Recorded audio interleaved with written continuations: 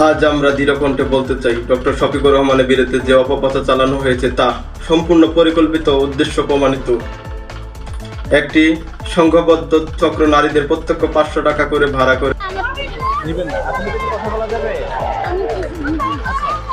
আজকে এখানে কেন এসেছেন? আপনার হাতে ঝাড়ু দেখলাম, যে আসলে কেন এসেছেন আপনারা? ধানের সিজন মার তার মিটিং মিটিং এ ঝাড়ু নিয়ে এসেছেন?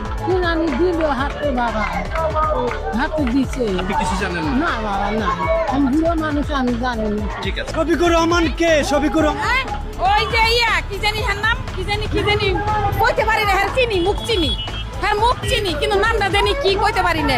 শফিকুর এনে তার আইডি হ্যাক করে পরিচয়পূর্ণ ভুয়া প্রকাশ করেছে। উদ্দেশ্য একটাই, তাকে নারী বিদ্বেষী হিসেবে অপপ্রচার চালিয়ে জনমনে বিভ্রান্তিকর সৃষ্টি করা।